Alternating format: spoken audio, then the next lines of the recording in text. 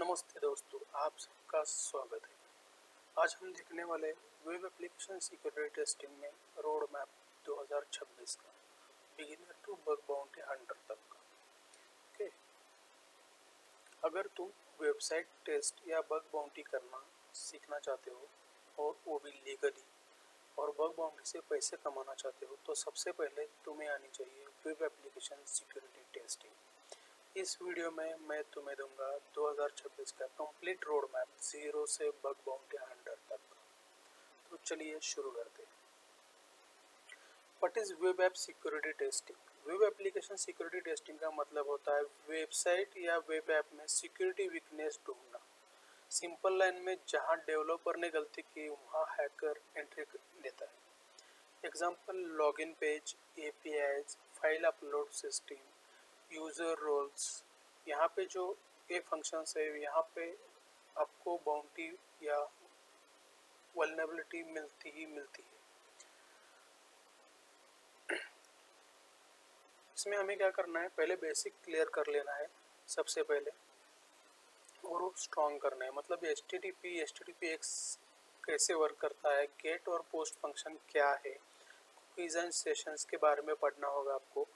API के बारे में बेसिक सा नॉलेज होना चाहिए आपको और लॉगिन वर्क्स कैसे करता है। ये जो फंक्शनलिटी है file upload, login, sign up, इसका जो बेसिक फंक्शन है वो आपको जानना ज़रूरी है। ये चीज़ें क्लियर नहीं होंगी तो बग बाउंटी सिर्फ सपना रह जाएगा आपका।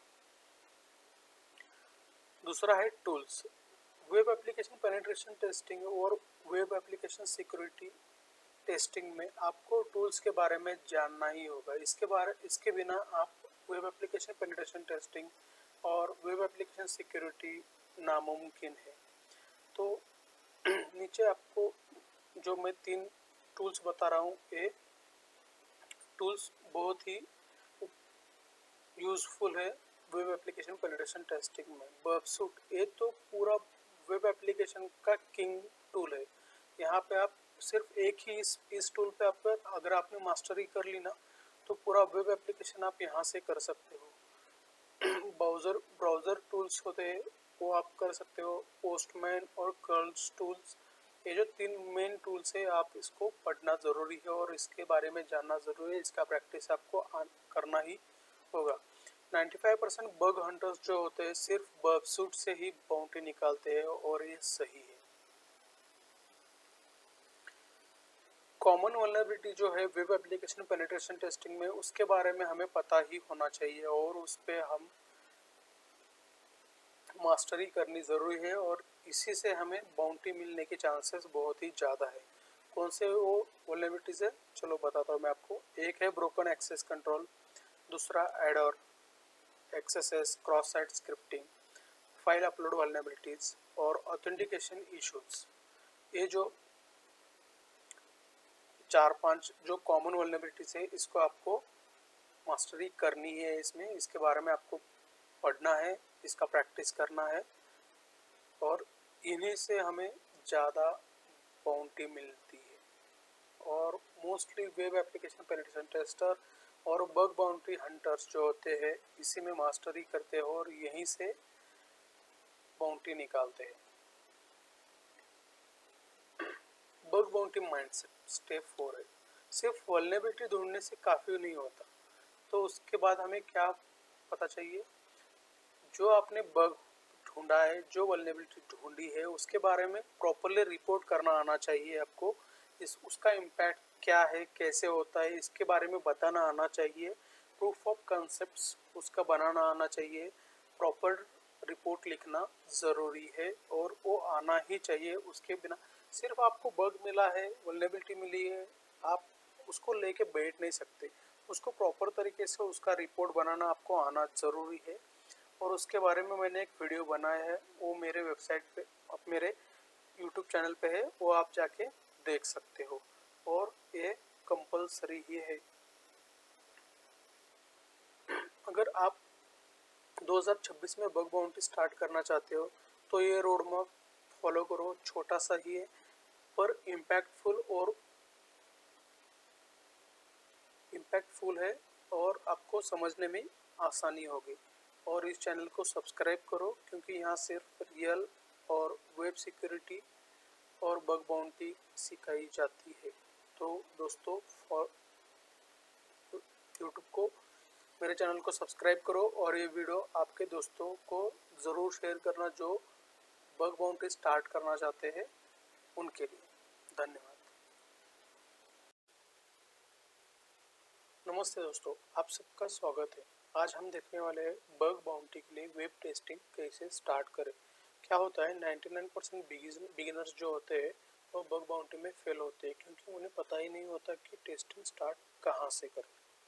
तो चलिए आज मैं वही बताऊंगा। पहला जो पॉइंट होता है वो राइट टारगेट चूज करना होता है।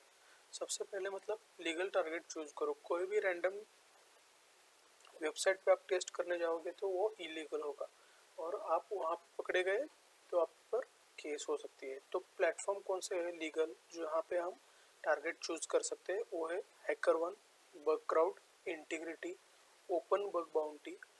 ऐसे जो प्लेटफॉर्म्स है वहाँ पे आपको लीगल टारगेट्स मिलेंगे, तो वहाँ से हम टारगेट चूज कर सकते हैं। दूसरा पॉइंट है एप्लीकेशन अंडरस्टैंड करो। मतलब आपने जो टारगेट चूज किया हुआ है तो उसको प्रॉपरली चेक करो। मतलब उसका लॉगिन फंक्शन कैसा है, साइन अप फंक्शन कैसा है, प्रोफाइल में क्या क्या वहाँ पे है, ओके, फाइल अपलोड हो रही है, इमेज अपलोड कर सकते हैं क्या, और रोल्स क्या क्या है उसके, एपीआई कैसा वर्क कर रहा है उसका। तो मेरा मतलब ये है कि चेक करना मतलब वो प्रॉपर उसका फंक्शनिंग जो है वो उसको अच्छी तरीके से जानना, और वेबसाइट को यूज़र की तरह मत देखो, अटैकर की तरह देखो, तो आपको वो प्रॉपरली समझ में आ जाएगा। मतलब लॉगिन फंक्शन में आप HTML इंजेक्ट कर सकते हो क्या, साइन अप फंक्शन में आप कोई SSTI ढूंढ सकते हो, मतलब, और वहाँ पे HTML इंजेक्ट कर सकते हो क्या, एक्सेस हो सकता है क्या, ये देखना ज़रूरी है। प्रोफाइल फंक्शन में वहाँ पे क्या होता है, प्रोफाइल पिक्चर अपडेट का मोस्टली सभी इसमें होता है वेबसाइट में। तो हम वहाँ पे फाइल अपलोड फंक्शनलिटी चेक कर सकते हैं, वहाँ पे हमें फाइल अपलोड वल्नरेबिलिटी चेक कर सकते हैं, ओके। तो उसके बाद है टेस्टिंग फ्लो। जो वेबसाइट का टेस्टिंग फ्लो है वो पहले लॉगिन करो, रिक्वेस्ट उसका इंटरसेप्ट करो, वहाँ पे पैरामीटर चेंज करके देखो कुछ हो रहा है क्या वहाँ पे, ओके। रोल्स जो है चेक बाईपास करना ट्राई करो। मतलब आप लॉगिन हो रहे हो यूज़र से और वहाँ पे आपका यूज़र टाइप जो है यूज़र है, और वो यूज़र टाइप एडमिन करके देखो अगर एडमिन से लॉगिन हो पा रहा है क्या। मतलब यूज़र टाइप चेंज करने के बाद आप लॉगिन हो रहे हो और आपके रोल्स और रिस्पॉन्सिबिलिटी जो है वो चेंज हो रहे हैं क्या, वो देखो। यही से हमें क्या होता है, ब्रोकन एक्सेस कंट्रोल मिलना स्टार्ट होता है। तो ये आइडोर भी है, और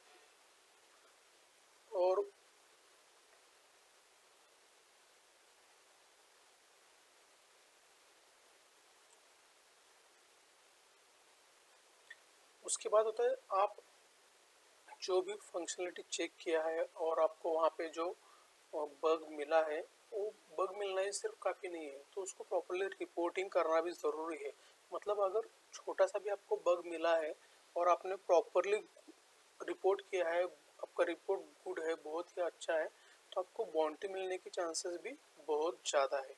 तो रिपोर्ट में क्या इंक्लूड होना चाहिए, मोस्टली जो होता है वो क्लियर स्टेप्स। मतलब आपको आपने क्या क्या टेस्ट किया और कहाँ पे किस फंक्शन पे आपको बग मिला है, किस एंड पॉइंट पे आपको बग मिला है, उसका क्लियर स्टेप्स होना ज़रूरी है। मतलब स्टेप्स रिप्रोड्यूस जो होता है वो प्रॉपरली मेंशन करना ज़रूरी होता है। जो भी आपको मिला है उसका स्क्रीनशॉट लेते चलिए, और उसके बाद उसका छोटा सा POC बनाना बहुत ज़रूरी है। मतलब आप जो फंक्शन वर्क हो रहा है आपका, मतलब ये HTML इंजेक्शन हो रहा है तो कहाँ पे HTML इंजेक्शन वर्क हो रहा है, और एक्सेस रिफ्लेक्टेड मिला है आपको, वो कैसे मिला है और कहाँ पे मिला है, और कहाँ पे जावास्क्रिप्ट इंजेक्ट करने के बाद वो ट्रिगर हो रहा है। इसका एक छोटा सा वीडियो जो होता है 1-2 मिनट का, वो बनाना ज़रूरी होता है। और उसके बाद उसका इम्पैक्ट बताना भी ज़रूरी है। मतलब आपको बग मिला है और कहाँ पे मिला है वो आपको पता है, लेकिन उसका इम्पैक्ट क्या है, और अगर उसका इम्पैक्ट ही नहीं हो रहा है तो आपको बग मिल के कुछ फ़ायदा नहीं है। तो उसका प्रॉपरली इम्पैक्ट बताना भी हमें ज़रूरी होता है। और उसके बाद फिक्स, मतलब वो बग जो मिला है उसको फिक्स करने के लिए सजेशंस, वो ये तो ऑप्शनल होता है, लेकिन आपको पता हो तो आप बता सकते हो, उसका वो एडवांटेज हो सकता है। अगर आपको रिपोर्टिंग कैसा करना है, अगर ये देखना हो तो मेरे वेबसाइट अपने यूट्यूब चैनल पे how to write bug in bug bounty करके मेरा एक वीडियो है, वो आप जाके देख सकते हो। उसके बाद है, बग बाउंटी कोई शॉर्टकट नहीं है उसको, मतलब आज आपने बग बाउंटी स्टार्ट किया है और आज ही आपको बग मिलेगा ऐसा कुछ नहीं है। उसको प्रैक्टिस करना बहुत ज़रूरी है। जैसे जैसे आप प्रैक्टिस करना स्टार्ट करोगे तो आपको बग मिलना स्टार्ट हो जाएगा। पहले मिलेंगे तो डुप्लीकेट मिलेंगे, नॉट एप्लीकेबल आएंगे, और जो मिला है उसको प्रॉपर तरीके से आपको डिफाइन करना नहीं आ रहा है। ये सब होता रहता है। मतलब जैसे जैसे आप प्रैक्टिस करोगे वैसे वैसे आपको बग्स मिलते जाएंगे और प्रॉपरली बग आप रिपोर्ट करते चले जाएंगे, और उसके बाद आपको बाउंटी मिलना स्टार्ट हो जाएगी। तो आपको ये जो है, आप यहाँ से मतलब इस तरीके से आप स्टार्ट कर सकते हैं बग बाउंटी। अगर आपको एडोर पे वीडियो चाहिए, ओके, जो मैंने अभी बताया था इसमें, अगर वो चाहिए तो कमेंट में स्टार्ट लिखो, तो मैं उसका वीडियो अगले टाइम आपको अपलोड करके दे दूंगा। तो दोस्तों, ये था बग बाउंटी वेब एप्लीकेशन पे कैसे स्टार्ट करते हैं उसका थोड़ा सा डिटेल्स थे। तो दोस्तों, चैनल को सब्सक्राइब करना मत भूलो, और अपने दोस्तों को भी ये शेयर करो जो बग बाउंटी स्टार्ट करना चाहते हैं उनके लिए। Thank you.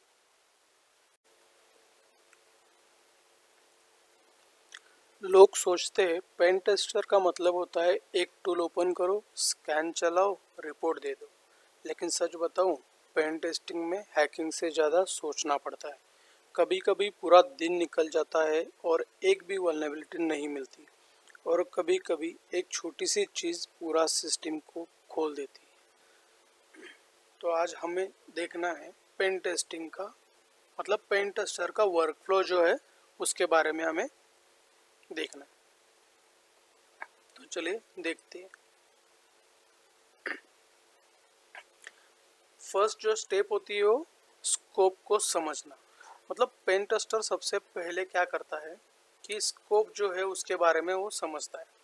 ओके, मतलब एक ऑर्गेनाइजेशन ने जो टारगेट दिया हुआ है, वो टारगेट में स्कोप क्या क्या है उसके बारे में वो पहले जानकारी लेता है। मतलब इन स्कोप में क्या है, मतलब कौन सा डोमेन, कौन सा फ्लो वहाँ पे जो है वो स्कोप में है, कौन सा सब डोमेन स्कोप में नहीं है, आउट ऑफ स्कोप क्या है उसमें, अलाउड अटैक्स कौन से है, मतलब डॉस अटैक अलाउड है या नहीं है, सोशल इंजीनियरिंग अलाउड है या नहीं है, ओके, ब्रूट फोर्सिंग अलाउड है या नहीं है, उसके बारे में वो पहले जानकारी लेता है। स्कोप को समझना मतलब पहले जो हमें टारगेट दिया हुआ है उसके बारे में पूरा डिटेल्स जान लेना कि स्कोप में क्या है और आउट ऑफ स्कोप में क्या है, और कौन कौन से अलाउड अटैक्स अलाउड है और कौन कौन से अटैक्स अलाउड नहीं है उसके बारे में। तो दूसरा स्टेप जो है उसके बारे में हम देखते हैं। अगर अभी हमें क्या हुआ, स्कोप कौन से अलाउड है वो पता चला, और डोमेन के बारे में पता चला। अभी हमें रिकॉन करना है, मतलब चुपचाप देखना है जो डोमेन मिला है हमें, जो टारगेट मिला है उसके बारे में। मैं पहले वेबसाइट को ऐसे देखता हूँ जैसे चोर किसी घर को दूर से देख रहा हो। मतलब उस वेबसाइट पे कौन से पेजेस है, लॉगिन फंक्शन कहाँ पे है, कौन सा यूआरएल बार बार रिपीट हो रहा है। इस स्टेज पे मैं ज़्यादा टूल्स यूज़ नहीं कर सकता क्योंकि ये रिकॉन कर रहे हैं हम। वहाँ पे सिर्फ हमें देखना है कि उस वेबसाइट पे क्या क्या अवेलेबिलिटी है, कौन से पेजेस है, वहाँ पे कितने पेजेस है, कौन से पेज पे क्या फंक्शनैलिटी वर्क हो रही है, ओके, और कौन से पेज पे कहाँ पे लॉगिन फंक्शन है, लॉगिन साइन अप फंक्शन कैसा है, साइन अप फंक्शन में कोई कुछ मतलब क्या अपलोड कर सकते हैं क्या वहाँ पे, और लॉगिन फंक्शन में मतलब लॉगिन फंक्शन जो है, लॉगिन वहाँ पे लॉगिन आईडी यूज़ हो रही है या ईमेल आईडी यूज़ हो रही है। सिर्फ उसके बारे में हमें इंफॉर्मेशन लेना है वहाँ पे, मतलब वो वेबसाइट कैसे वर्क करती है, कौन सा टैब ओपन करने पे क्या ओपन होता है क्लिक करने पे, ओके, कहाँ पे रीडायरेक्ट हो रहा है, तो उसके बारे में हमें रिकॉन में पता चलता है। तो रिकॉन के जो है ना दो टाइप्स है, एक जो है पैसिव रिकॉन है और दूसरा जो है एक्टिव रिकॉन। पैसिव रिकॉन में क्या है, बिना टच किए हमें इंफॉर्मेशन कलेक्ट करना होता है वहाँ पे, और दूसरा जो है एक्टिव रिकॉन, मतलब टारगेट को हिट करना होता है वहाँ पे। तो पैसिव रिकॉन में क्या क्या आता है, पैसिव रिकॉन में गूगल डॉकिंग आती है, गूगल डॉकिंग के बाद गिटहब लीक्स में हमें क्या क्या मिल सकता है, मतलब वहाँ पे हमें लॉगिन फंक्शनैलिटी लीक हुई है, कोई क्रेडेंशियल लीक हुआ है क्या, वो गिटहब पे हमें मिलता है।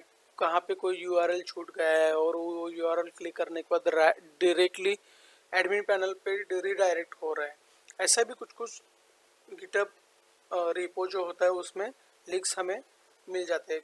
कभी टेस्टिंग के वक्त किसी ने डेवलपर ने अगर यूज़र नेम और पासवर्ड वहाँ पे लिख रखा हो और वो उसको भूल गया हो निकालना, तो वो भी हमें वहाँ पे मिल जाता है, एडमिन का यूज़र नेम और पासवर्ड पासवर्ड्स वगैरह। गूगल डॉकिंग में भी हमें वैसे इंफॉर्मेशन हम कलेक्ट कर सकते हैं। और उसके बाद आता है सब डोमेन इनोमरेशन, मतलब एक टारगेट दिया हुआ है और उसके हमें सब डोमेन्स हम कलेक्ट करते हैं, मतलब अगर google.com हमें मिला है, एग्जांपल ले लो, तो उसका सब डोमेन है mail.google.com, ओके, ऐसे हमें सब डोमेन्स कलेक्ट करना होता है। वेबैक यूआरएल्स में जाके हम पीछे जो पुराने वाले यूआरएल्स है, पुराना वाला वेब पेज है, उसके बारे में हम डेटा कलेक्ट कर सकते हैं। वहाँ पे भी हमें डायरेक्टली लॉगिन फंक्शनैलिटी मिल सकती है और डायरेक्टली हम एडमिन पैनल ओपन कर सकते हैं। ऐसे भी वेबैक यूआरएल्स में हमें पुराने वाले यूआरएल्स मिल सकते हैं, ओके। तो इससे क्या होता है, हमारा अटैक सरफेस जो है वो बढ़ जाता है, हमें इससे अपना अटैक सरफेस जो है वो बढ़ाना होता है, ओके। एक्टिव रिकॉन में हम क्या करते हैं, टारगेट को हिट करते हैं, मतलब क्या करते हैं, हम एनमैप से पोर्ट स्कैन्स करते हैं, ओके, कौन से पोर्ट्स ओपन है वहाँ पे, ओके, और उस पोर्ट्स पे कौन से सर्विसेज रनिंग है, उसके बारे में हम डायरेक्टली इंफॉर्मेशन कलेक्ट करते हैं। और इस काम में ये जो प्रोसेस है, वो प्रोसेस करते वक्त हमें क्या होता है, मतलब जो हम जिस टारगेट पे हम हिट कर रहे हैं उस टारगेट को पता चलता है, मतलब वहाँ पे भी सॉक की टीम होती है, तो सॉक के टीम को क्या है, डिटेल्स पता चल जाते हैं कि कोई तो हमारे यहाँ पे सिस्टम पे अटैक्स कर रहा है, कोई तो डेटा देख रहा है, ओके, कोई तो हमारे पोर्ट स्कैन कर रहा है सर्विसेज चेक करने के लिए, तो वो डायरेक्टली एक्टिव रिकॉन हो जाता है। उसके बाद आता है मैपिंग, मतलब यहाँ पे पूरा दिमाग का खेल होता है मैपिंग में।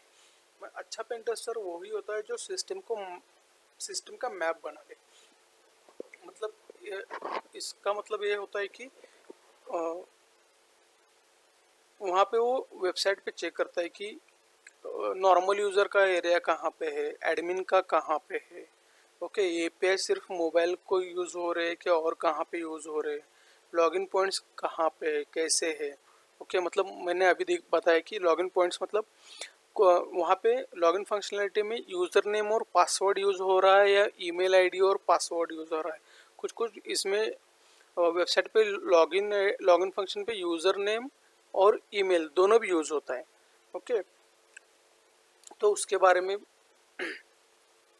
डेटा कलेक्ट करना और उसका डेटा इंफॉर्मेशन राइट कर लेना हमें यहाँ पे होता है।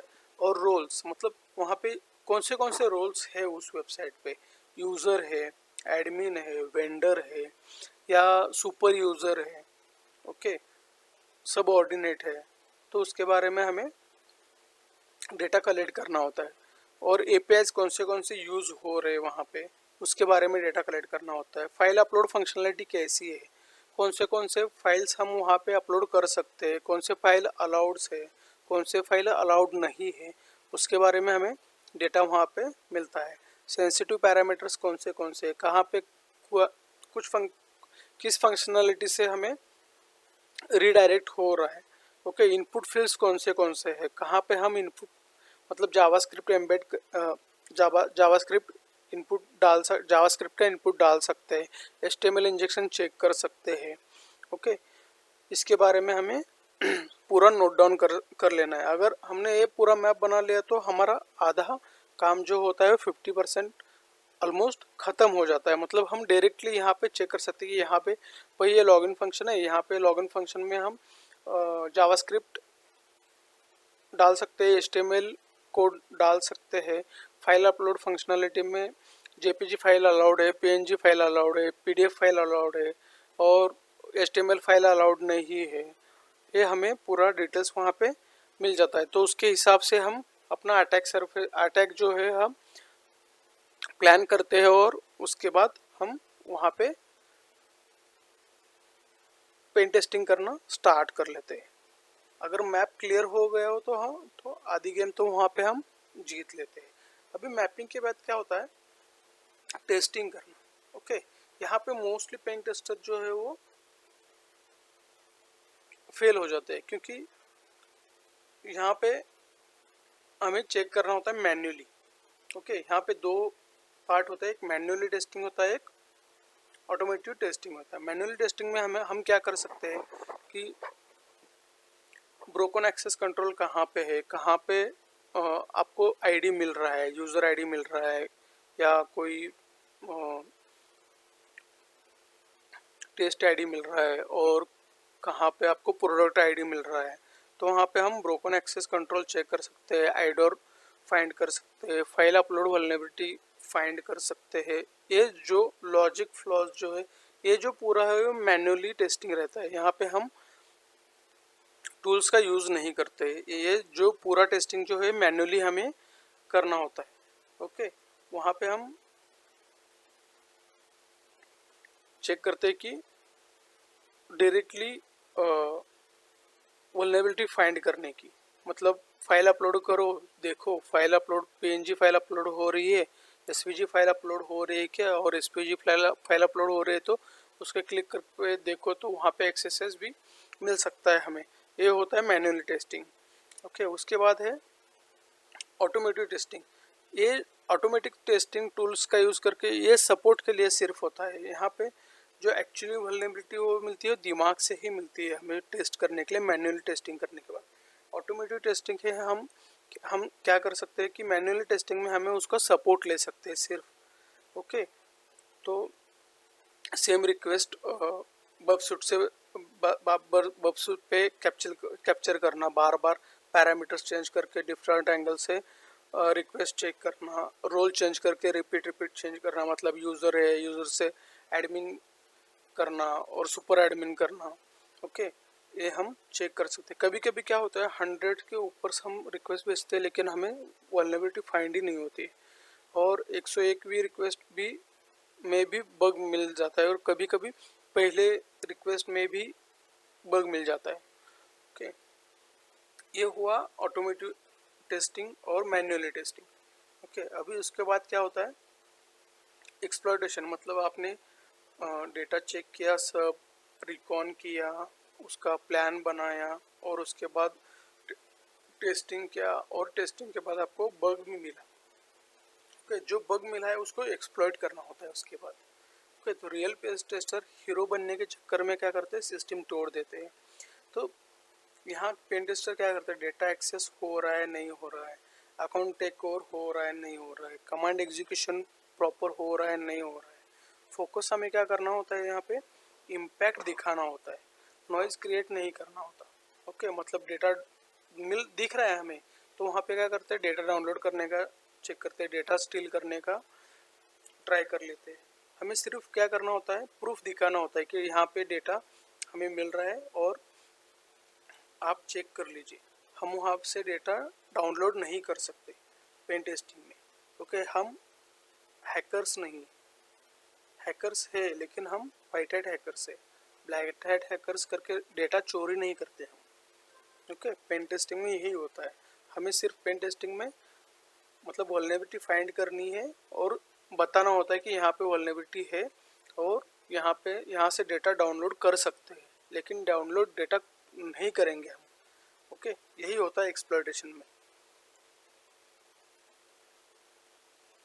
अभी उसके बाद जो आपको वल्नरेबिलिटी मिली है तो उसका इम्पैक्ट बढ़ाने के लिए हमें क्या करना पड़ता है, चेनिंग करना पड़ता है। और ये चेनिंग करने का जो एक्सपीरियंस जो होता है हमें, वो धीरे धीरे ही आता है, एकदम से हमें चेनिंग का एक्सपीरियंस नहीं आता।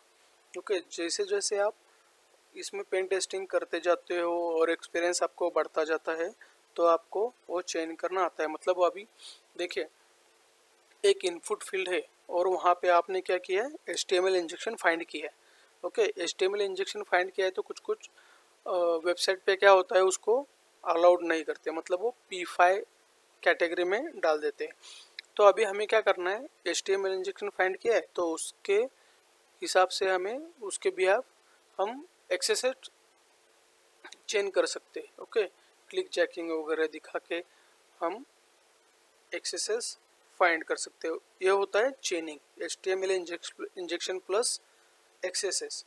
ओके, तो उसका एक वीडियो अभी मैंने रिसेंटली मेरे वेबसाइट यूट्यूब पे डाउन मतलब अपलोड किया हुआ है, HTML इंजेक्शन प्लस एक्सेसेस का, जो मुझे वल्नरेबिलिटी फाइंड हुई थी, तो आप जाके देख सकते हो।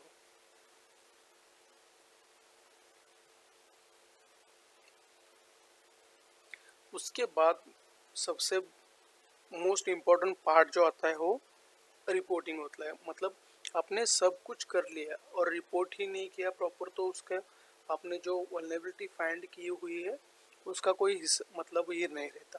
ओके, क्लाइंट क्या करता है, आपने क्या हैक किया है वो नहीं दिखता, आपने रिपोर्ट क्या बनाया हुआ है वो देखता है। अच्छी रिपोर्ट का मतलब क्या होता है, सिंपल लैंग्वेज में बताना, क्लियर स्टेप्स होते हैं वो बताना। वहाँ पे रिपोर्ट्स में आप रैश लैंग्वेज ना यूज़ करके सिंपल लैंग्वेज में बताना। अगर क्लाइंट समझ गया तो नेक्स्ट प्रोजेक्ट आपको ही मिल सकता है। मतलब यहाँ पे रिपोर्ट में होता क्या है, वल्नरेबिलिटी की समरी, मतलब आपको जो वल्नरेबिलिटी मिली है उसके बारे में बताना होता है, उसका इंट्रो देना होता है। उसके बाद होता है स्टेप टू रिप्रोड्यूस, मतलब आपको कहाँ पे ये वल्नरेबिलिटी मिली है तो उसका स्टेप्स आपको बताना होता है। ओके, और उसके बाद जो हमें बताना होता है, इम्पैक्ट बताना होता है। मतलब HTML मिला है और उसके बाद हमने एक्सेसेस चेंज किया है। एक्सेसेस से क्या होता है कि कुकीज स्टील कर सकते हैं हम। ओके, तो उसका इम्पैक्ट हमें बताना होता है। स्क्रीनशॉट और POCs, स्क्रीनशॉट और POCs जो है, ये जो होता है, हमें यहाँ पे जो आपको वल्नरेबिलिटी मिली है उसका स्क्रीनशॉट निकालना होता है, छोटा सा एक वीडियो बनाना होता है 1-2 मिनट का, जो कि जो वल्नरेबिलिटी फाइंड हुई वो एक्सप्लॉइट करते वक्त क्या इम्पैक्ट दिखा रहा है उसके बारे में। और उसके बाद जो होता है फिक्स का रिकमेंडेशन देना होता है। मतलब जो वल्नरेबिलिटी फाइंड हुई है अगर आपको आ रहा है, पता है उसका फिक्स कैसे करते हैं, तो उसके बारे में बताना है। तो ये जो पूरा रिपोर्ट होता है वो प्रॉपर तरीके से होना चाहिए, क्योंकि जो ऑर्गेनाइजेशन होती है वहाँ पे जो डेवलपर होता है वो आपके रिपोर्ट के मुताबिक ही वो वहाँ पे जाके वो चेक करता है और वहाँ पे उसको फिक्स करता है बग को। ओके, ये मोस्ट इम्पॉर्टेंट पार्ट होता है पेन टेस्टिंग में, रिपोर्ट को अच्छे से बताना होता है।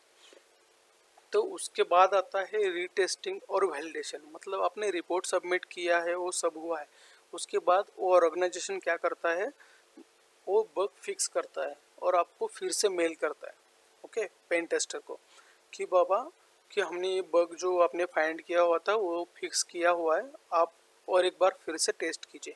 तो हम क्या करते हैं, वो टेस्ट करते हैं और उनको बताते हैं कि ये बग फिक्स हुआ है या नहीं हुआ है। अगर हुआ है तो फिक्स हुआ है करके बताते हैं, अगर नहीं हुआ है तो कहाँ पे अभी भी प्रॉब्लम है वहाँ पे, तो उसके बारे में फिर से रिपोर्ट बनाते हैं और वो ऑर्गेनाइजेशन को सबमिट करते हैं।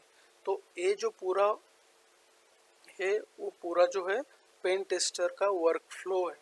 ओके, स्कोप को समझना, उसके बाद रिकॉन करना, उसके बाद पैसिव रिकॉन जो है उसके बारे में बताया, एक्टिव रिकॉन जो है उसके बारे में, उसके बाद बग को और वेबसाइट को मैपिंग करना, उसके बाद जो होता है टेस्टिंग है, क्योंकि मैन्युअली टेस्टिंग है, ऑटोमेटेड टेस्टिंग है, उसके बाद एक्सप्लॉयटेशन है, उसके बाद चेनिंग है, बग को चेन करना, और उसके बाद फाइनल जो है रिपोर्ट बनाना।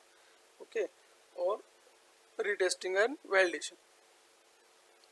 तो पेन टेस्टिंग एक दिन में हम नहीं सीख सकते, कभी बोर लगेगा ये पेन टेस्टिंग, कभी सेल्फ डाउट आएगा कि क्यों मैं ये कर रहा हूँ।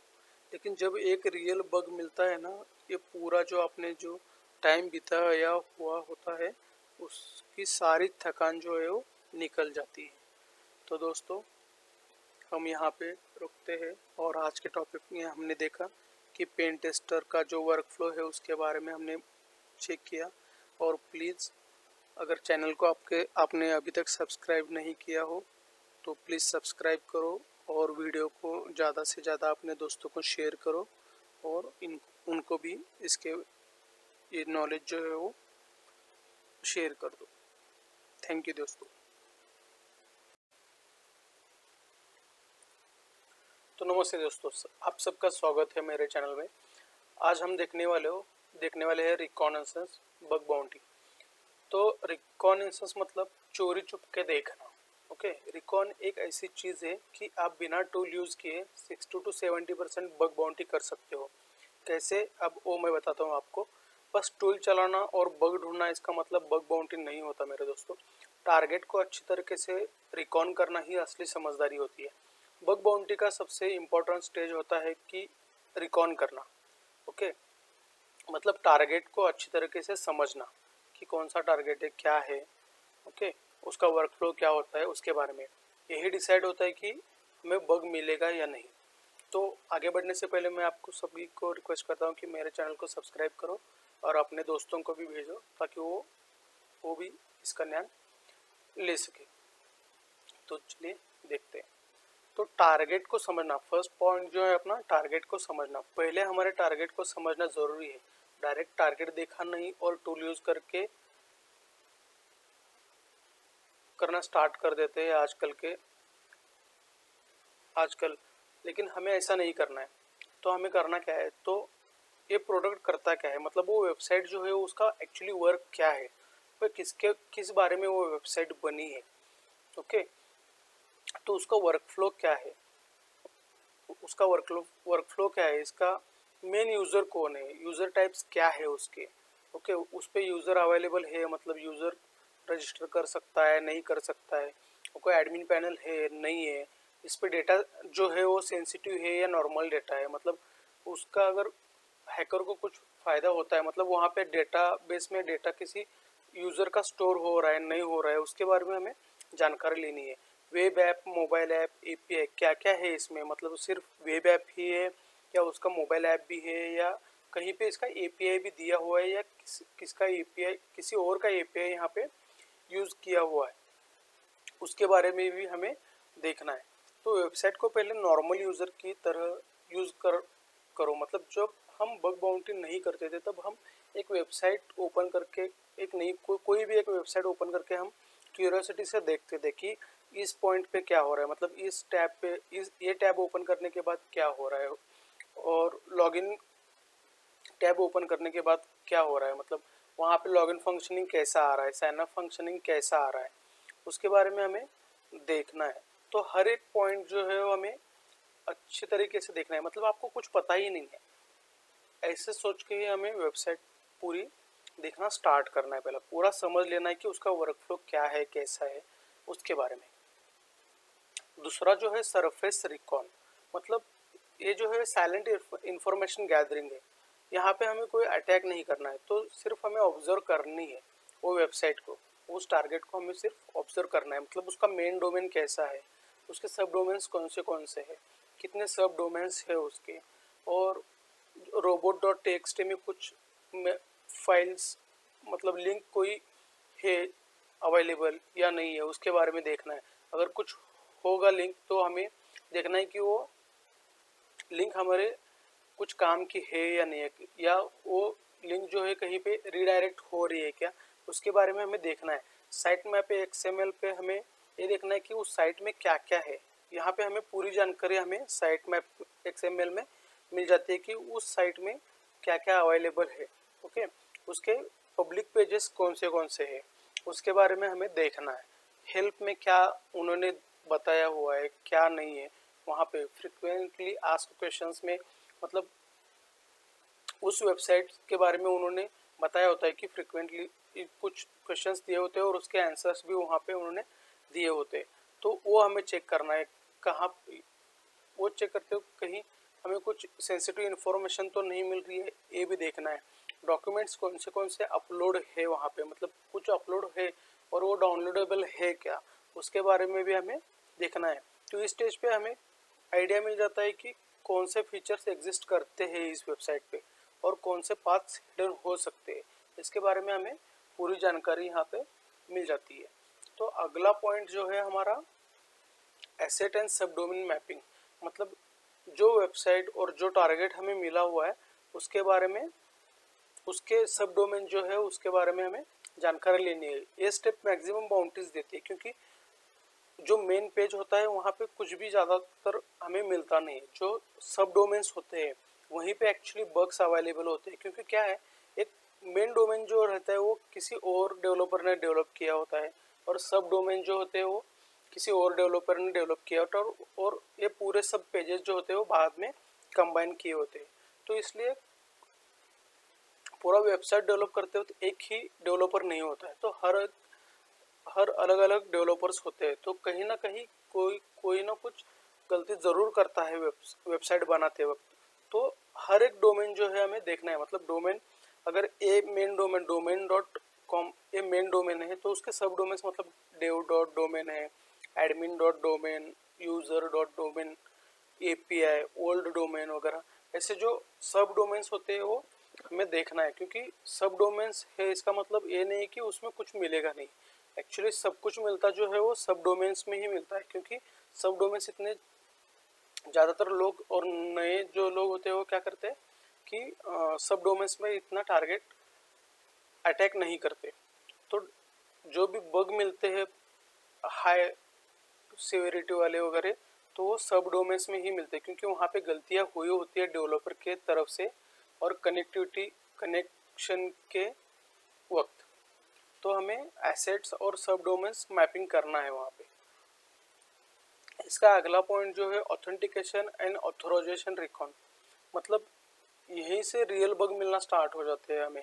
तो चेक करना क्या है यहाँ पे, हमें लॉगिन फ्लो कैसा है, मतलब लॉगिन फ्लो चेक करना है। मतलब लॉगिन पेज जो रहता है वहाँ पे यूज़र लॉगिन सिर्फ है या एडमिन लॉगिन भी है। अगर लॉगिन है तो वहाँ पे लॉगिन आईडी, लॉगिन के लिए ईमेल और लॉगिन के लिए मोबाइल नंबर, इसमें से क्या यूज़ हो रहा है उसके बारे में हमें देखना है।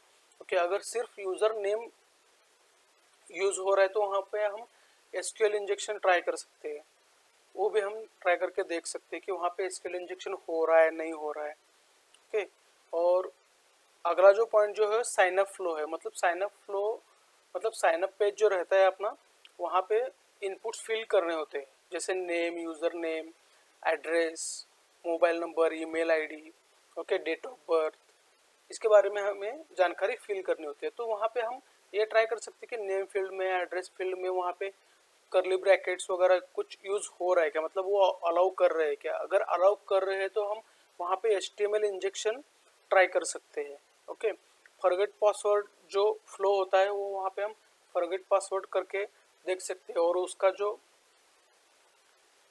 जो रिस्पॉन्स जो है और रिस्पॉन्स जो है हम वो वर्कसूट में कैप्चर करके वहाँ पे देख सकते हैं। मतलब फॉरगेट पासवर्ड आया है, उसका लिंक जनरेट हुआ है और लिंक जनरेट हुआ है वहाँ पे क्लिक करने के बाद क्या ओपन हो रहा है, सिर्फ यूज़र ने पासवर्ड न्यू पासवर्ड और ओल्ड पासवर्ड डालने के लिए बोल रहा है या मेल आईडी डाल के न्यू पासवर्ड और कंफर्म पासवर्ड पूछ रहा है। अगर ऐसा हुआ है तो हम वहाँ पे अपनी ईमेल आईडी की जगह किसी और का ईमेल आईडी डाल के चेक कर सकते हैं कि उसका पासवर्ड रिसेट हो रहा है क्या वहाँ पे। ओके, ये भी हम चेक कर सकते हैं। OTP और ईमेल वेरिफिकेशन, अब OTP और ईमेल से वेरिफिकेशन हो रहा है तो वहाँ पे OTP हम चेंज करके देख सकते हैं, तो गेस कर सकते हैं ब्रूट फोर्स करके। ओके, मतलब कहाँ से, तो वहाँ पे हम चेक कर सकते हैं। सेशन हैंडलिंग यहाँ पे चेक कर सकते हैं, फिर रोल्स चेक कर सकते हैं, यूज़र, एडमिन, स्टाफ, वेंडर, कौन से यूज़र रोल वहाँ पे अवेलेबल है उस वेबसाइट पे, तो उसके बारे में हम जानकारी देख सकते हैं। तो OTP और ईमेल वेरिफिकेशन जो है उसका ब्रूट फोर्सिंग जो है वहाँ पे हम बर्बसूट के थ्रू कर सकते हैं। अगर 4 डिजिट का OTP है तो बहुत ही अच्छा है, और जल्दी हमें ब्रूट फोर्सिंग करना मतलब इजीली हो जाता है। अगर 6 डिजिट हो तो वो प्रोसेस लेंदी हो जाती है और उसको बहुत सा टाइम लगता है। ओके, और 4 डिजिट जो है वो इजीली गेसेबल है। उसका अभी आगे का पॉइंट देखते हैं, सॉरी।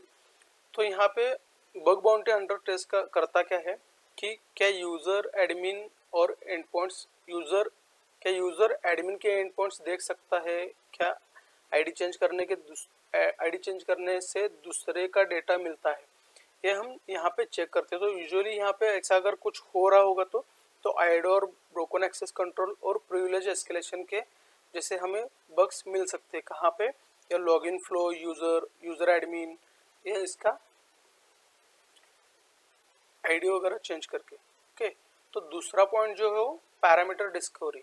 ये पूरा साइलेंट वेपन है, मतलब यहाँ पे हमें बहुत पेशेंस से काम करना होता है, क्योंकि ये यहाँ पे बहुत सेंसिटिव डेटा हमें मिल सकता है और यहाँ मैन्युअली ही वर्क किया जा सकता है। यहाँ पे हम ऑटोमेशन टेस्ट नहीं करते। ओके, यहाँ पे उसका यूज ही नहीं है, क्योंकि यूआरएल पैरामीटर में आईडी और URL parameter ID equal to 1 to 3 और मतलब प्रोडक्ट इक्वल टू उसका नाम वगैरह ऐसा कुछ आ रहा है, तो वहाँ पे हम आईडी चेंज करके देख सकते हैं, प्रोडक्ट का नाम चेंज करके देख सकते हैं। यहाँ पे हमें आईडी और मिलने के चांसेस बहुत ज़्यादा है। पोस्ट बॉडी फील्ड्स है, मतलब जब आप फॉर्म वगैरह फिल करते हैं तो वो पोस्ट होता है। ओके, वहाँ पे आप सबमिट करने के बाद उसका जो रिस्पॉन्स और रिक्वेस्ट जो है हम वेबसूट में कैप्चर करके वहाँ पे हम चेंजेस करके देख सकते हैं, मल्टीपल टाइम रिक्वेस्ट भेज के कि यहाँ पे कुछ चेंजेस हो रहे हैं क्या। ओके, हिडन फॉर्म इनपुट्स, मतलब फॉर्म है वहाँ पे और हम वहाँ पे कुछ मेलेसेस इंजेक्ट कर सकते हैं, तो उसके बारे में अभी हमें देखना पड़ेगा। ओके, उसके बाद है एपीआई कीज और हेडर्स, ऑथराइजेशन, यूज़र आईडी वगैरह, मतलब ये हेडर का जो पार्ट है उसके बारे में है। यहीं से हमें लॉजिक फ्लोज, ऑथराइजेशन बाईपास और डेटा एक्सपोजर के जैसे बग्स मिलने के चांसेस ज़्यादा है। दूसरा जो है बिहेवियर टेस्टिंग है। ओके, यहाँ पे हमें एक्सप्लॉयटेशन नहीं करना है, सिर्फ हमें टेस्ट करना है कि वेबसाइट का बिहेवियर कैसा है। अगर वैलिड और इनवैलिड इनपुट डालने के बाद, मतलब मैंने अभी जो बताया कि नेम फील्ड है, वहाँ पे सिर्फ टेक्स्ट ले रहा है या कर्ली ब्रैकेट और सिंबल्स भी ले रहा है, उसके बारे में हम डाल के सबमिट करके उसका रिक्वेस्ट जो है हम वेबसूट में कैप्चर करके देख सकते हैं। एरर मैसेजेस क्या आ रहे। ओके, अगर कुछ सबमिट किया है आपने और उसका एरर आ रहा है तो उसके एरर्स क्या है, मतलब 403 है, 404 है। ओके, तो इस एरर के बारे में हमें जानकारी लेनी है उस पेजेस पे। रिस्पॉन्स कोड्स 200 आ रहा है, 401 आ रहा है, 403 आ रहा है, ये हमें अगर 403 आ रहा है तो उसका रिक्वेस्ट जो है हम वेबसूट में कैप्चर करके उसको बाईपास करना के लिए कोशिश कर सकते हैं। अगर ये बाईपास हो गया तो बहुत ही बढ़िया P3 वाला बग हमें मिल सकता है। Okay, same request different user, मतलब मैंने मेरे नाम से रिक्वेस्ट जनरेट की है और उसका मैंने वेबसूट में कैप्चर किया है, और वहाँ पे मेरे यूज़र आईडी की जगह हम दूसरा यूज़र के डिटेल्स डाल के हम उसका रिस्पॉन्स चेक कर सकते हैं।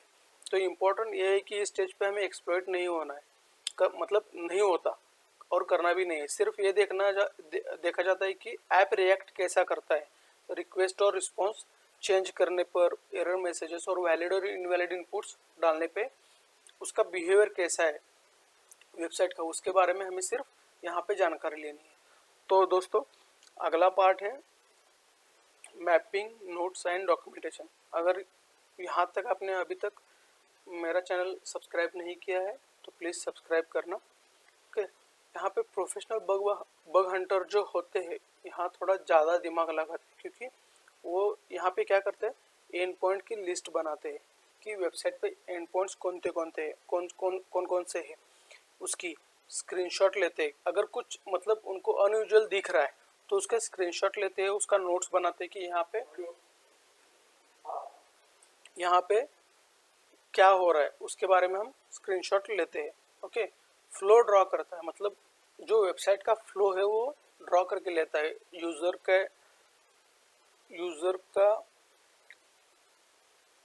यूज़र कैसा वर्क कर रहा है, यहाँ पे एडमिन कैसा है, और बाकी के यूज़र्स है क्या वहाँ पे, और किस पॉइंट पे क्या ओपन हो रहा है, कहाँ पे रीडायरेक्ट हो रहा है, उसके बारे में। और उसके बाद इंटरेस्टिंग पॉइंट्स होते हैं वो भी नोट्स कर लेते हैं, क्योंकि वक्त तब मिलता है जब दिमाग को क्लियरिटी होती है कि पूरे वेबसाइट कैसा वर्क कर रहा है, कहाँ कहाँ पे क्या है, ओके, किस पेज पे क्या ओपन हो रहा है, क्या टैब ओपन करने के बाद कहाँ पे रीडायरेक्ट हो रहा है। अगर इसका पूरा लेखा चिट्ठा अपने पास होगा तो हमें इजीली बग मिलने के चांसेस ज़्यादा है। दूसरा पॉइंट देखते हैं हम आगे का। अभी रिकॉन का बात चल रहा है, मतलब यहाँ पे दो टाइप के रिकॉन्स अवेलेबल है, मतलब पैसिव रिकॉन और दूसरा जो है active recon. Okay, passive recon जो है बिना टच किए, मतलब सिर्फ हमें दूर से देखना है, वेबसाइट पे जाना नहीं है। ओके, वेबसाइट के बाहर से उसको देखना है, गूगल डॉकिंग करके उस वेबसाइट के बारे में डिटेल्स लेने हैं, वहाँ पे कुछ सेंसिटिव डेटा मिलता है क्या, हमें उसके बारे में चेक करना है गूगल डॉकिंग से। गिटहब लीक्स, मतलब मैंने अभी बताया कि एक वेबसाइट डेवलप करते वक्त एक ही डेवलपर नहीं होता है, अलग अलग डेवलपर होते हैं, सभी गिटहब्स पे उसका रिपोर्ट डालते हैं और वहाँ से पूरा डिटेल्स कैप्चर किया जाता है। तो डेवलप करते वक्त अगर कोई लॉगिन पेज डेवलप कर रहा है तो उसके बारे में वहाँ पे उसने कोई यूज़र नेम और पासवर्ड टेस्टिंग के लिए जनरेट किया है और वहीं पे रह गया और वो उसने हटाया नहीं है, तो वो हमें वहाँ पे गिटहब लीक्स में मिल सकते हैं, क्योंकि डायरेक्टली हमें वहाँ अगर मिल गया तो हमें डायरेक्टली एडमिन का एक्सेस मिल सकता है।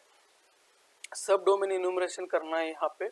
ओके, उसमें पैसिव रिकॉन में वेबैक यूआरएल्स में पुराने वाले यूआरएल्स जो है वेबसाइट के, वो वेबैक मशीन से हम कैप्चर कर सकते हैं और वहाँ पे हम देख सकते हैं कि कहाँ पे डायरेक्टली एडमिन और यूज़र का कुछ डिटेल्स हमें अवेलेबल है क्या। तो इसका एक ही गोल रहता है कि हमारा अटैक सरफेस जो है वो बड़ा करना है। ओके, पैसिव रिकॉन से। एक्टिव रिकॉन, यहाँ पे टारगेट को डायरेक्टली हम टच करते हैं, मतलब हिट करते हैं। तो क्या करते हैं, एनमैप से हम पोर्ट स्कैन करते हैं। ओके, कौन से पोर्ट्स ओपन है, ओके, कौन से पोर्ट्स ओपन है और उस पोर्ट्स पे कौन से सर्विसेज रनिंग है, उसके बारे में हम जानकारी लेते हैं। ये कब होता है कि डायरेक्टली एक्टिव रिकॉन करते वक्त हमें डेटा मिलता जाता है। टेक स्टैक, मतलब उस वेबसाइट पे कौन से टेक्नोलॉजी यूज हुई है। ओके, HTML हुआ है और SQL यूज हुआ है, PHP यूज हुआ है, उसके बारे में हमें जानकारी यहाँ पे टेक स्टैक में मिल जाती है। अगला जो पॉइंट है वो मतलब अभी लास्ट पॉइंट है, रिकॉन कभी फास्ट नहीं होता। ओके, ये सोच समझ कर करने वाली चीज़ है, क्योंकि ज़्यादातर बग जो है वो रिकॉन सही तरीके से किया हो तो मिलने में आसानी रहती है, और न्यू बग हंटर जो होते हैं वो रिकॉन की मोस्ट इम्पॉर्टेंट पार्ट्स स्किप कर देते हैं और टारगेट देखने टूल चलाना स्टार्ट कर देते हैं। क्योंकि क्या है, जो बग बाउंटी प्लेटफॉर्म से वहाँ पे जाते हैं और एक आधा टारगेट लेते हैं और डायरेक्टली उस पर हंटिंग करना स्टार्ट कर देते हैं, क्योंकि उनको बग जो रहता है उसको भूख रहती है। ओके, लेकिन उनको प्रोसेस पता नहीं रहता है। तो मोस्ट इम्पोर्टेंट प्रोसेस जो है इसका वो रिकॉन ही है बग बाउंटी का। जितना आप ज़्यादा रिकॉन करेंगे उतने बग मिलने के चांसेस आपको बहुत ज़्यादा है। ओके, तो दोस्तों अगर बग बाउंटी करते हो और पेनिट्रेशन टेस्टिंग भी करते हो आप, तो मोस्ट इम्पोर्टेंट पार्ट आपका रिकॉन ही है। यहाँ पे जितना ज़्यादा रिकॉन करेंगे उतना ज़्यादा बग मिलने के चांसेस बहुत ज़्यादा है।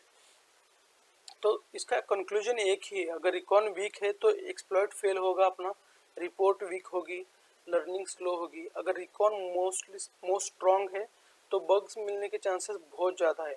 कॉन्फिडेंस बढ़ेगा आपको, आपका बग बाउंटी में, पेनिट्रेशन टेस्टिंग में जब बग मिलना स्टार्ट हो जाता है तब, और करियर ग्रो भी अच्छे तरीके से होगा। क्योंकि जब आप बग मिलेंगे और आपको जो मिले हुए बग है वो आपके पोर्टफोलियो में डालना स्टार्ट करोगे तो आपको करियर में भी उसका बहुत ज़्यादा इम्पैक्ट बढ़ने वाला है।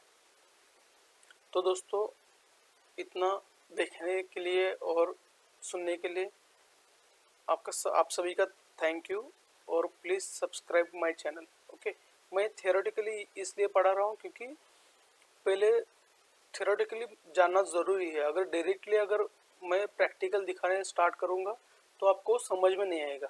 तो इस वीडियो को 1-2 बार देख लीजिए तो आपको पता चलेगा कि एग्जैक्ट इरकॉन के बारे में क्या है। ओके, थैंक यू दोस्तों।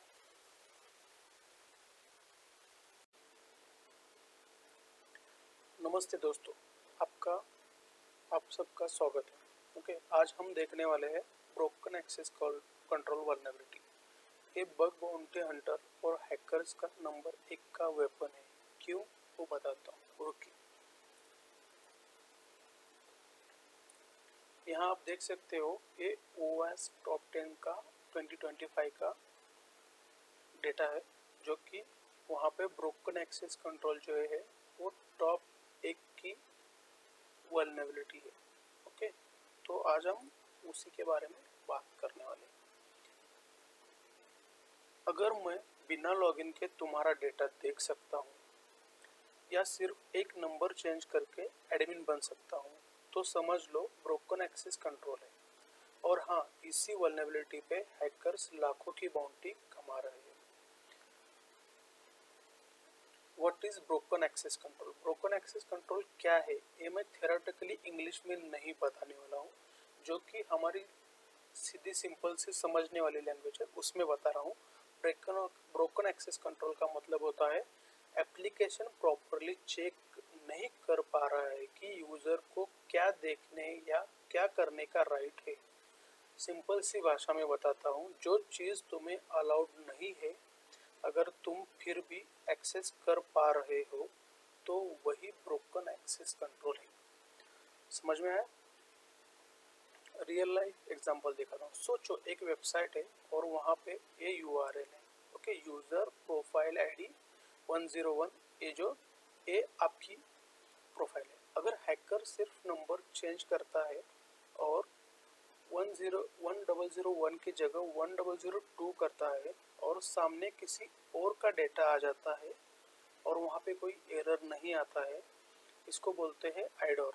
और आइडोर मतलब ब्रोकन एक्सेस कंट्रोल का ही एक पार्ट है। ओके, अभी ब्रोकन एक्सेस कंट्रोल के कितने टाइप्स है? एक जो है अभी हमने देखा आइडोर, इनसिक्योर डायरेक्ट ऑब्जेक्ट रेफरेंस, जिसमें यूज़र आईडी चेंज करता है और दूसरे का यूज़र डेटा हमें मिल जाता है। सिर्फ यूज़र आईडी नहीं, ईमेल भी चेंज कर सकते हैं हम, नाम भी चेंज करते हैं, यूज़र नेम चेंज करके देख सकते हैं इसमें आइडोर में। प्रिविलेज एस्केलेशन मतलब नॉर्मल यूज़र से एडमिन बन जाना। अभी मैंने आपको यहाँ पे बताया कि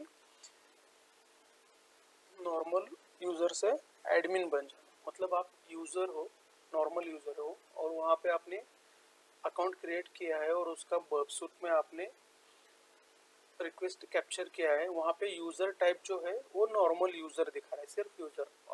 और वहाँ पे अपने यूज़र की जगह एडमिन करके रिक्वेस्ट फॉरवर्ड करके आपने अकाउंट बना लिया तो, और वो अकाउंट बन गया और वहाँ पे आपके एक्सेस अगर एडमिन के मिल रहे हैं आपको तो वहाँ पे प्रिविलेज एस्केलेशन आपको बग मिल सकता है। मिसिंग ऑथराइजेशन मतलब लॉगिन नहीं फिर भी आप API एक्सेस कर रहे हो, ये भी आइडोर और ब्रोकन एक्सेस कंट्रोल में आता है। Forced browsing, hidden admin pages direct open हो जा रहे हैं जो कि आपको नहीं दिख रहे, और एडमिन पेजेस URL में अपने एडमिन डाल के आपने चेक किया और वहाँ पे कोई यूज़र एक्सेस कंट्रोल है नहीं है, मतलब यूज़र ने पासवर्ड बिना डाले ही आपको एडमिन के राइट्स और एडमिन का पैनल मिल रहा है, ये भी ब्रोकन एक्सेस कंट्रोल में ही आता है। How bug hunters find it? Bug hunters इसको कैसे फाइंड करते हैं? ओके, URL पैरामीटर चेंज करके। अभी मैंने यहाँ पे आपको बताया कि यहाँ पे URL पैरामीटर जो है वो चेंज करके हम बग बाउंटी में एडर ढूंढ सकते हैं। API रिक्वेस्ट रिपीट करते हैं। ओके, रोल स्विच करके, मतलब अभी अपने यहाँ पे देखा, मैंने बताया कि नॉर्मल यूजर से एडमिन बन जाना वगैरह जो है वो रोल चेंज करके मोबाइल ऐप API को वेब से हिट करते हैं। ये बहुत से टाइप है इसमें, जो कि हम ईमेल चेंज कर सकते हैं, यूज़र आईडी चेंज कर सकते हैं, ऑर्डर आईडी चेंज कर सकते हैं, और यूज़र नेम चेंज करके देख सकते हैं, और बहुत से ऐसे एंड पॉइंट्स है जहाँ पे हम ऐड और फाइंड कर सकते हैं। बस यही छोटी सी चीज़ जो है कभी कभी हमें 500 से 1000 की बाउंटी दिला सकती है। वाई कंपनीज फेल, कंपनीज क्यों यहाँ पे फेल होती है कि broken access controller properly check नहीं कर सकते, क्योंकि फ्रंट एंड पे चेक नहीं करते प्रॉपरली, बैक एंड पे वैलिडेशन नहीं होता है इसका। सिर्फ UI हाइड करने से कोई कुछ नहीं होता, वहाँ पे बाकी का भी देखना पड़ता है। रोल चेक ही नहीं होता वहाँ पे। सिक्योरिटी के रूल एक एक याद रखना आप, सिक्योरिटी का रूल, फ्रंट एंड का कोई भी भरोसा नहीं होता। फ्रंट एंड पे आप बहुत से बग्स फाइंड कर सकते हैं। ओके, बग बाउंटी में इसकी क्या वैल्यू है, ब्रोकन एक्सेस कंट्रोल की बग बाउंटी में क्या वैल्यू है। यहाँ पे हाई इम्पैक्ट है ये बग, इजी टू एक्सप्लेन है, ट्रिगर्स को समझ आता है, मतलब जो हमारा बग सबमिट करते हैं वो जो बग वैलिड करने वाला जो ट्रिगर होता है उसको इजीली समझ आता है, और ये मोस्टली डुप्लीकेट नहीं मिलते, इसलिए ये बग बाउंटी का किंग वल्नरेबिलिटी है। ओके, फाइनल मैसेज ये है इसके बारे में, अगर तुम बग बाउंटी स्टार्ट कर रहे हो तो पहले ब्रोकन एक्सेस कंट्रोल पे मास्टरी करो, तो आप आगे आगे देखो फिर कैसे आपको बाउंटी मिलने स्टार्ट करती है। ओके, ऐसे ही रियल हैकिंग कंसेप्ट के लिए आप चैनल को सब्सक्राइब करो और वीडियो को शेयर करना मत भूलो। रुको, यहाँ पे ख़त्म नहीं हुआ है, मैं आपको HackerOne पे जो सबमिट हुए रिपोर्ट है एडर और ब्रोकन एक्सेस कंट्रोल के, वो दिखाता हूँ। ओके, ये जो रिपोर्ट है IDOR when editing email leads to account take over. Okay, यहाँ पे क्या किया है इसने, अपनी खुद से यूज़र से लॉगिन किया हुआ है, और विक्टिम जो है उसका ईमेल आईडी यहाँ पे उसने डाल के रिक्वेस्ट फॉरवर्ड की है, और उसके अकाउंट पे डायरेक्टली लॉगिन हुआ है यहाँ पे। और इसको बाउंटी कितनी मिली है, यहाँ पे इसकी बाउंटी जो है वो हिडन रखी गई है। ओके, नहीं यहाँ पे, हाँ यहाँ पे उसने 650 750 मिलना चाहिए ऐसा कहा हुआ है। ओके, इसके प्रीवियस की कोई रिपोर्ट है उसको वहाँ पे इतनी मिली थी, तो वही मांग रहा है, लेकिन इन्होंने नहीं दी, शायद इससे कम थोड़ी दी है, लेकिन 500 से कम नहीं है। ओके, ये दूसरा एक रिपोर्ट है यहाँ पे, IDOR to view order information users and personal information, मतलब यहाँ पे इसने क्या किया है, ऑर्डर आईडी चेंज किए हुए है, और दूसरे के ऑर्डर जो है वो देख पा रहा है, और उनके पर्सनल इन्फॉर्मेशन जो है, जैसे कि नाम, mail ID, mobile number, credit card details वगैरह, जो पेमेंट डिटेल्स है वो देख पा रहा है यहाँ पे, और इसको बाउंटी मिली है 500 की। और ए बग जो है, ए बग HackerOne पे ही सबमिट हुआ है, जो कि प्राइवेट रिपोर्ट्स है HackerOne के प्रोग्राम्स के, वो यहाँ पे देख पा रहा है कहाँ पे bugs.json एंड पॉइंट है, यहाँ पे वो देख पा रहा है। और कैसे देख पा रहा है, जो ऑर्गेनाइजेशन की आईडी है वो आईडी मेंशन करने के बाद वो जो प्राइवेट रिपोर्ट्स है वो प्राइवेट रिपोर्ट्स यहाँ पे देख पा रहा है। तो ऐसे ही ऑर्डर आईडी वगैरह चेंज करके आप देख सकते हो, और एडर और ब्रोकन एक्सेस कंट्रोल आप फाइंड कर सकते हो। अगर इसका आपको प्रैक्टिस करना है तो बबसूट का पोर्ट फिगर का लैब है एक्सेस कंट्रोल वल्नरेबिलिटी का, यहाँ पे आप प्रैक्टिस कर सकते हो। बहुत सारे यहाँ पे लैब्स हैं जो मैंने आपको बताया, यूज़र प्रोफाइल एडिट करके, रिक्वेस्ट पैरामीटर, यूज़र आईडी का कंट्रोल चेंज करके, यहाँ पे आप यूज़र मतलब ब्रोकन एक्सेस कंट्रोल और एडर का आप प्रैक्टिस कर सकते हो। तो दोस्तों, चैनल को सब्सक्राइब करना और वीडियो को ज़्यादा से ज़्यादा शेयर करना मत भूलिए। Thank you.